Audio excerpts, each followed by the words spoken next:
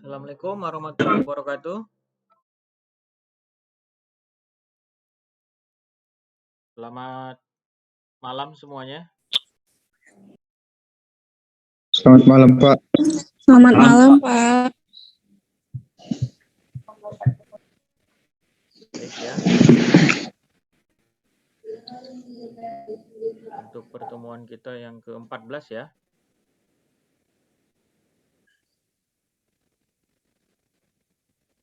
Iya, Pak.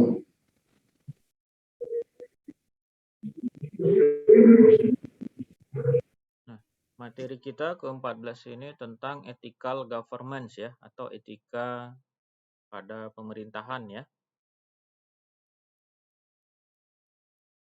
PowerPoint-nya bisa terbaca?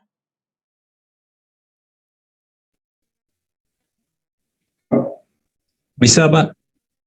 Oke, baik.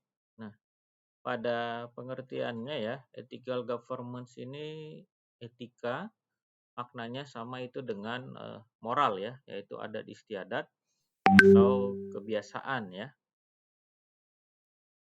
Jadi pengertian etika itu ada sebagai praksis dan sebagai refleksi ya, di mana praksis etika berarti nilai-nilai dan norma-norma ya, baik yang dipraktekkan atau justru tidak dipraktekkan, walaupun seharusnya kita praktekkan ya.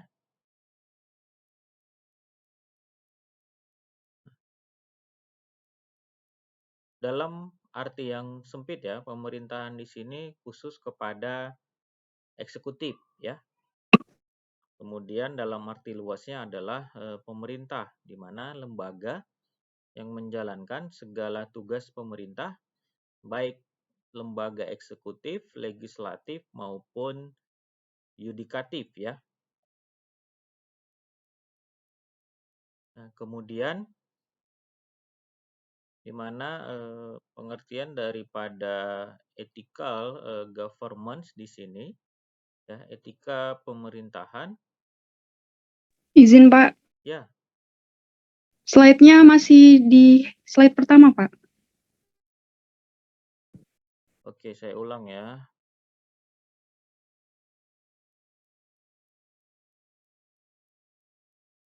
Ini sudah berpindah slide-nya? Sudah, Pak. Sudah ya, oke.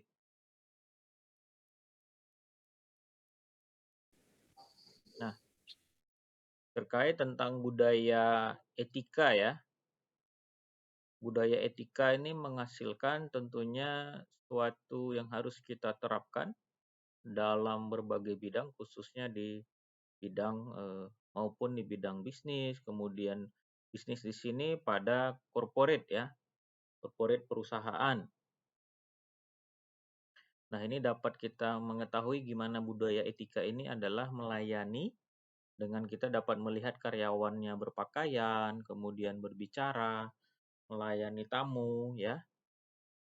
Nah, 3 faktor ya yang dapat menjelaskan perbedaan pengaruh budaya yang terhadap perilaku kita, yaitu yang pertama adalah keyakinan dengan nilai-nilai secara bersama, kedua dimiliki bersama secara luas, ketiga dapat diketahui dengan jelas mempunyai pengaruh yang lebih kuat ya terhadap perilaku. Bagaimana kita mengembangkan struktur etika korporasi perusahaan ya? Perlu adanya suatu pengembangan evaluasi yang dilakukan oleh perusahaan ya secara rutin untuk mencapai tujuan perusahaan sesuai dengan norma yang ada. Nah, pengertian dari good corporate governance ya, di sini istilah corporate governance ini pertama kali diperkenalkan oleh Cadbury ya, itu pada tahun 1922. Di mana pengertiannya seperangkat peraturan yang mengatur hubungan antara pemegang saham, kemudian pengurus perusahaan, karyawan, ya, maupun pemegang kepentingan internal dan eksternal lainnya yang sangat keterkaitan dengan hak dan kewajiban masing-masing. Ya. Menurut Agus Sukrisno, definisi GCG itu merupakan tata kelola perusahaan ya yang baik sebagai suatu sistem yang mengatur hubungan peran komisaris, direksi, dengan pemegang saham dan pemangku kepentingan lainnya. Nah, sedangkan menurut Wahyudi Prakarsa ya, good government di sini merupakan administratif yang mengatur hubungan antara manajemen, baik itu manajemen perusahaan ya, komisaris, direksi, dan lain-lainnya ya.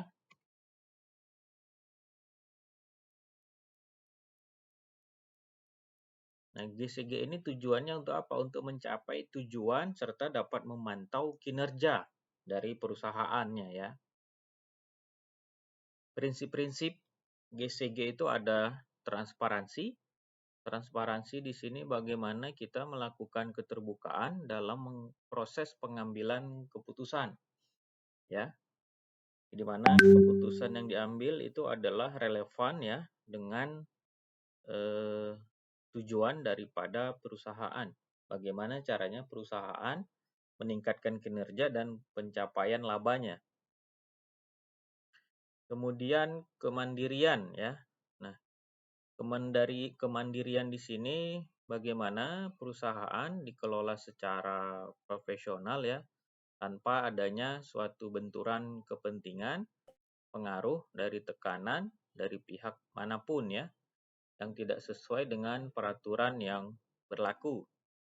Kemudian akuntabilitas. Nah, di sini bagaimana fungsi pelaksanaan dan pertanggungjawaban sehingga pengelolaan perusahaan itu dapat terlaksana secara efektif ya. Kemudian pertanggungjawaban. Nah, di sini kesesuaian pengelolaan perusahaan terhadap peraturan yang berlaku dengan mengedepankan prinsip korporasi yang sehat ya. Bagaimana kita dapat menjalankan kegiatan operasi perusahaan itu sesuai dengan kebijakan yang ditetapkan.